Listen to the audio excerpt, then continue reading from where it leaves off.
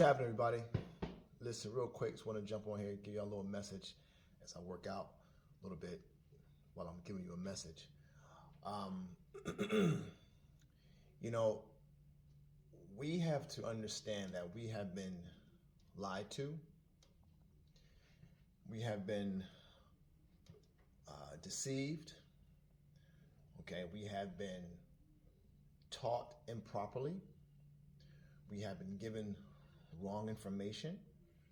Okay, we have been, skillfully deceived. Okay, when it comes to our health, when it comes to our well-being.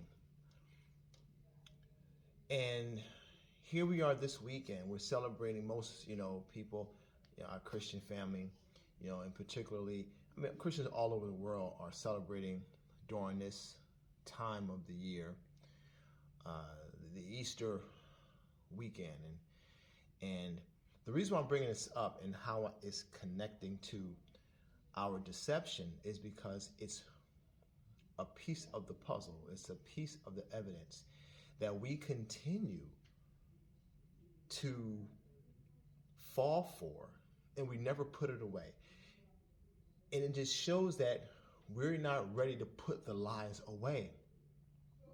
We're not ready to put the lies away, because by continuing on with the lie, it's continuing on with the culture that we attach to the lie and the behaviors that we add to the culture that leads to more death and sickness. Here's what I'm saying. What do we do during this time of the year? We gather, right? We gather over mama's house, grandmama's house, auntie's house, and then what do? We cook a whole bunch of food. And it's not like it's it's not like we eat healthy 364 days out of the year, and then one day out of the year we eat, like trash. No, we eat like trash all the time. Okay? And it's our information, or it's what we've been told, okay, which are lies, that's causing us to continue to eat in certain patterns and to have certain foods that is causing sickness. We're not used to checking this information and putting things to rest. We just accept and just go along with it year after year. The same way with these holidays. We accept what was taught and we go with it. So they know that, listen, we can tell these people anything. We can tell them anything and they're going to ride with it. Even if it means their death. Even if it means that they don't see themselves improving. They don't see any change by practicing this, that, or the third. They don't see any changes. They're going to ride with it anyway. Because as long as we offer or implement something that makes them feel good about whatever it is that they're doing, they're going to keep doing it. They're going to keep doing it. And guess what? We keep doing it. This is not resurrection, people. We're supposed to be resurrected, right? Not just, acknowledging the symbol of resurrection, which is what people do, Christians do during this time of the year. They're celebrating the resurrection of Jesus. But guess who's being crucified on the cross? We are. We are being crucified. It's talking about us, not a man of 2,000 years ago. It's talking about we're the ones on the cross being crucified. But you don't see the resurrection connection with our people. Why? Because someone has intervened with your understanding.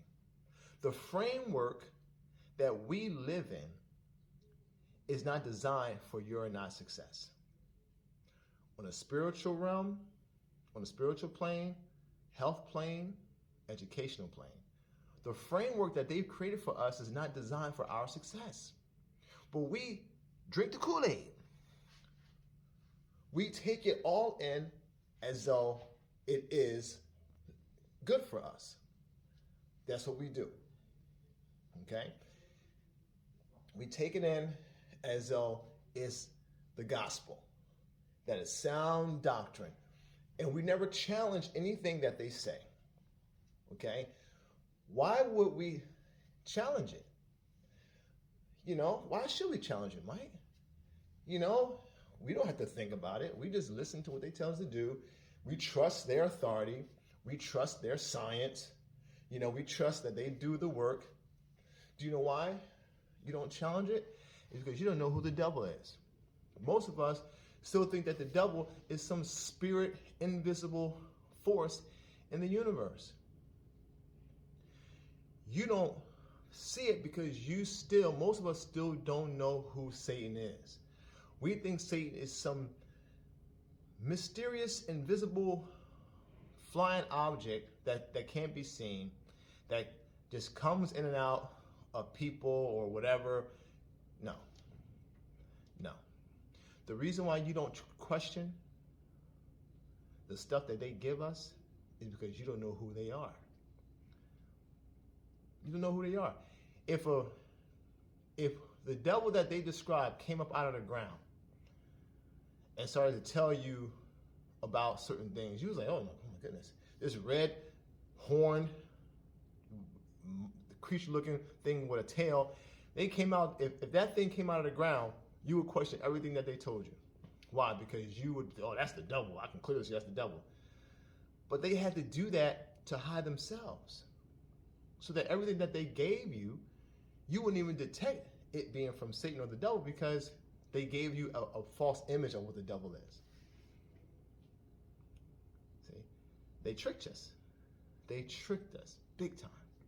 And we fell for it. See? That's the problem. So what we're going to do, we're going to eat, okay? We're going to eat a whole bunch of sugar-based foods, okay? Unless you're a conscious eater, and you're going to have, vegetables and, a plant-based Easter dinner. But most black people don't eat that way, okay? Historically, culturally, we grew up celebrating what the white man celebrated, our slave master, because it was a day off from work for us. And we tended to eat what they ate, okay? And now today, it's even worse. We eat processed food, highly based sugar food, okay? All right, a whole bunch of processed food. And it's destroying us. It's killing us. And what's going to happen is most of us don't realize that we are on that slow march towards diabetes. Some of us are running toward it. Some of us are walking towards diabetes.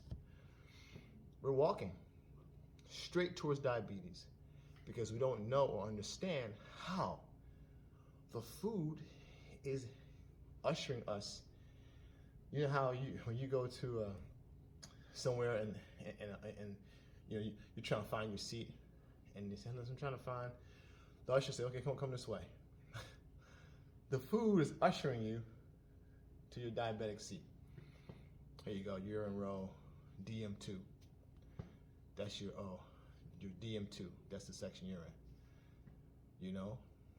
Usher you right to the diabetes section. That's what's happening. You're being ushered to the diabetes section of the show. And you don't realize it. Why?